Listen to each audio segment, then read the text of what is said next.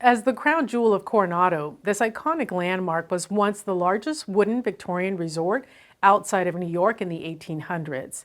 Its exquisite architectural design symbolizes the grandeur of the Victorian era. Restoring the lobby and first floor was crucial to preserving the hotel's historical character.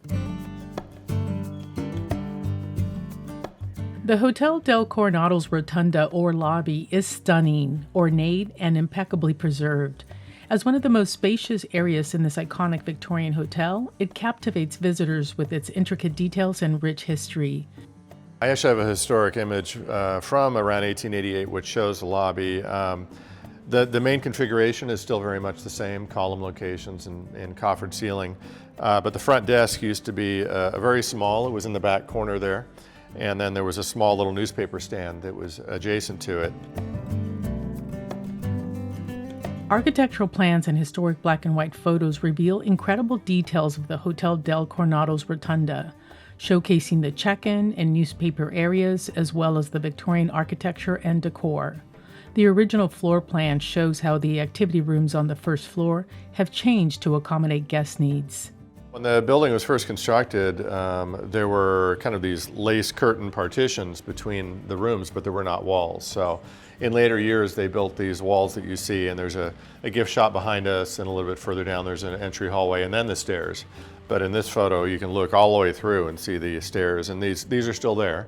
And in 2020, the amended master plan restoration focused on the first floor and lobby. Preservation architect David Marshall from Heritage Architecture and Planning helped recreate lost features, including stained glass windows, intricate woodwork, and exterior details.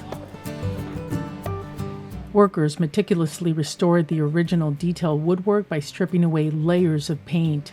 The restoration also involved dismantling and numbering each piece of the coffered ceiling for reassembly as new beams were installed to support and expand the lobby's check-in area. This ceiling is made up of 4 bays, and the bays to my left here or behind me are the original ones, and then these other 2 are recreations or replicas of that. But the process that was involved was we had to document and dismantle that ceiling. So, just a big puzzle basically. So all those individual pieces were labeled and numbered in north, south, east, west. Historic photos played a crucial role in uncovering missing elements and decor. A rare architectural plan revealed the grand lobby fireplace with a stained glass window above it, both of which were removed. The fireplace due to fire hazard concerns. We know that it was about 20 feet wide.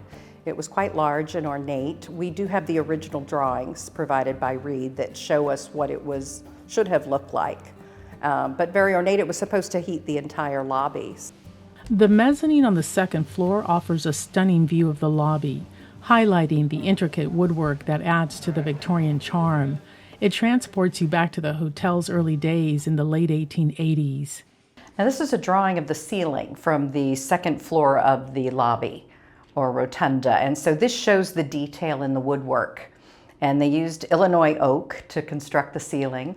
And it was, which has all been restored. It was lighter originally, and over the years it darkened with stain and paint in one instance, and so now it's been refinished and restored to its original splendor. Most of the original stained glass windows on the building's facade were lost, but as part of the hotel's restoration, 21 new windows were recreated by Barra Stained Glass Studios in San Diego. Together with 4 surviving historic windows, these 25 pieces preserve the Del's timeless Victorian elegance.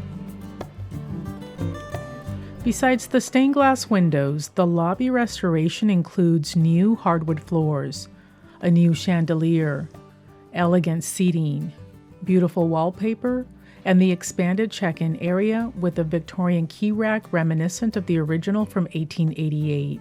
The restoration will ensure the Del's preservation.